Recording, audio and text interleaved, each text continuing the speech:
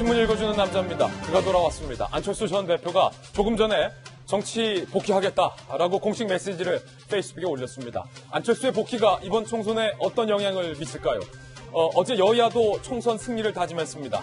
여당은 재집권을 얘기했고 야당에서는 보수 통합을 얘기했습니다. 잠시 후에 이 뉴스도 전해드리겠습니다. 오늘 조간신문 어떤 뉴스 보도하고 있는지 지금부터 저와 함께 하시죠. 먼저 동아일보입니다. 오늘 동아일보 신년 특집은 청년 꼰대를 말하다. 청년과 꼰대라는 주제의 기획기사입니다.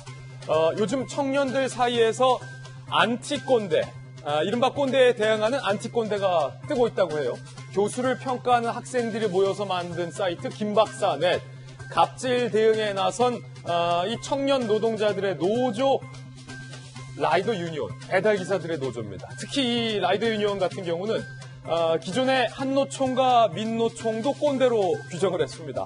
한노총, 민노총, 양대 노총에 가입하지 않고 독자적인 청년 노조를 만들었다는 겁니다. 팽수를 시작으로 안티꼰대가 뜨고 있다는 트렌드 기사가 오늘 동아일보의 신년 특집 기획 기사로 실렸습니다.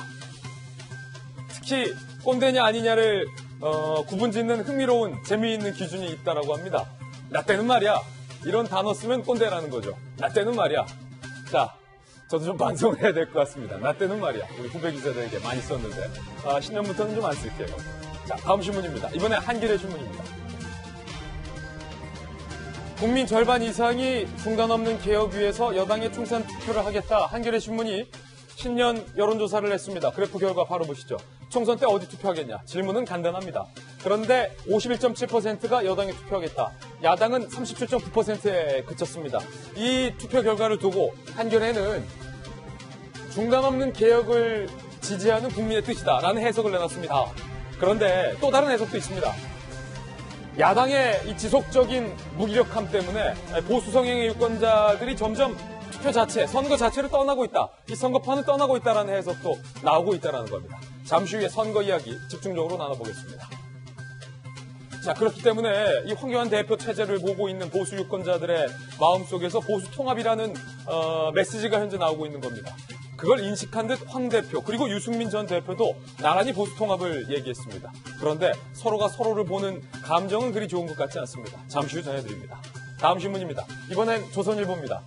바로 이런 메시지를 냈기 때문이죠. 황교안 대표가 통합은 정의다라고 말하면서 유승민 전 대표를 향해서 더 유아무개 하고만은 아니다. 유아무개라고 불렀습니다.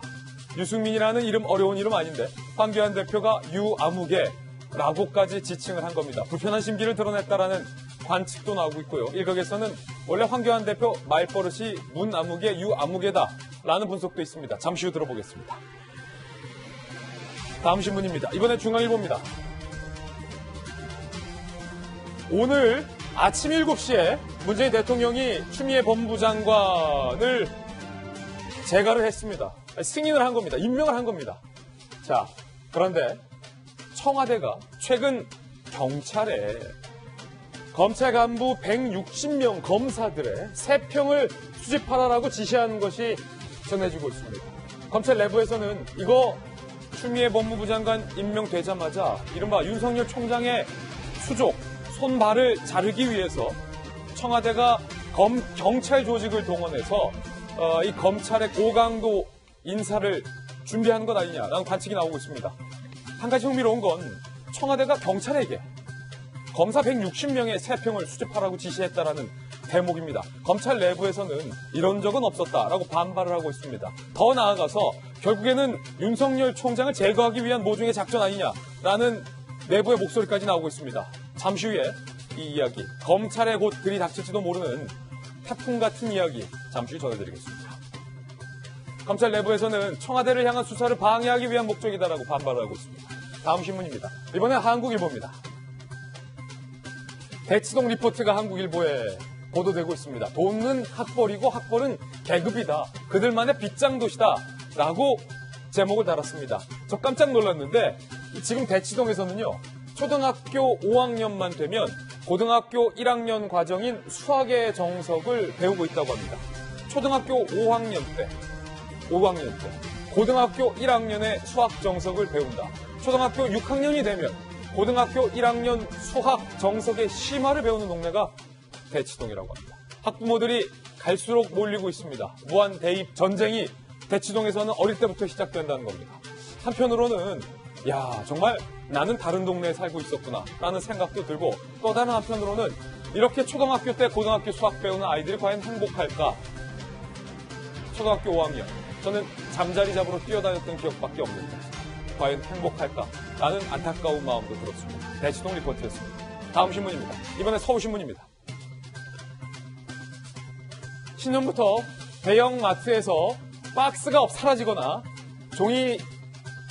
비닐 테이프가 사라지거나 종이 노끈이 사라집니다. 그 단상이 오늘 스케치로 서울신문에 보도되고 있습니다. 박스 터질까봐 세제도 병도 못 넣어. 끝없는 장보기 첫날 당혹. 많은 분들이 아직 모르시는 분들 계시는데, 이제 환경 문제 때문에 대형 상자에 종이 상자가 없는 데도 있고 적어도 비닐 테이프가 없다는 겁니다. 그렇기 때문에 집에서 장바구니를 가지고 오시거나 봉투를 가지고 오셔야 당황하지 않는다라는 정보 확인하시기 바라겠습니다. 지금까지 신문 읽어주는 남자였습니다.